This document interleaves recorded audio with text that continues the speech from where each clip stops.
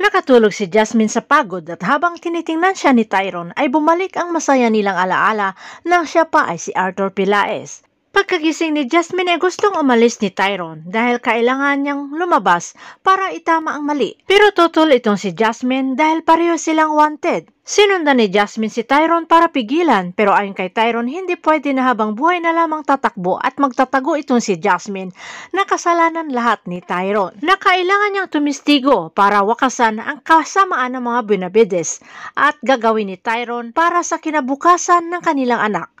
Samantala, nakita ni Jasmine ang daming missed call ni Mang Berting at nang tinawagan si Mang Berting ay parang bomba ang sinabi ni Mang Berting na patay na si Ma'am Aster na kasalukuyang inaayos ni Agent Pascual at binabantayan ang kaligtasan ni Mira na tinawagan rin ni Agent Pascual si Agent Fernandez na tumistigo na si Mira na nakita niya mismo si Vittorio Benavides ang bumaril kay Ma'am Aster at muntik rin mapatay si Mira nito ni Harry. Tinanong naman ni Agent Fernandez kung kasangkot si Tyrone pero bigo siya sa nalaman na walang kinalaman si Tyrone sa pagkamatay ni Ma'am Aster.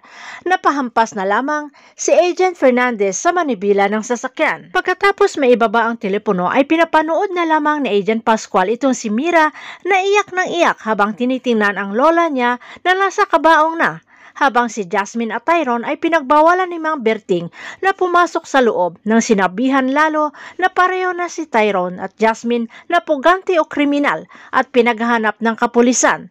Kaya iyak ng iyak si Jasmine dahil sa pagkamatay ng pangalawang ina niya at malaki ang utang na loob niya dito kay Ma'am Aster at katulad rin ng kanyang ina ay namatay si Ma'am Aster sa kamay ng mga Benavides. Habang sa mga Benavides naman ay naghihisterikal na naman itong si Heather nang nalamang nakita ni Mira ang mukha ng kanyang ama na pumatay kay Ma'am Aster at makukulong na rin ang ama niya at pati siya na alam nila siya ang pumatay kay Marigold.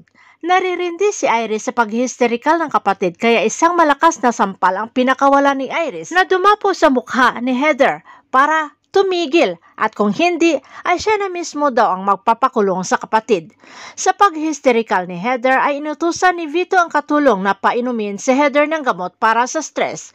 Sinabi naman ni Iris sa kapatid na mahal siya talaga ng kanilang tatay. Humingi na naman ng sorry si Heather dito sa kay Iris sa aksidente nitong pagpatay kay Marigold.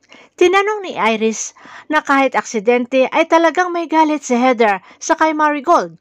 Umamin si Heather na galit na siya dito sa babae. Nagkasundo ang dalawa na parehong galit sa mga kabit at nangako si Iris na tulungan si Heather na protektahan ang kanyang kapatid bilang magpamilya sila.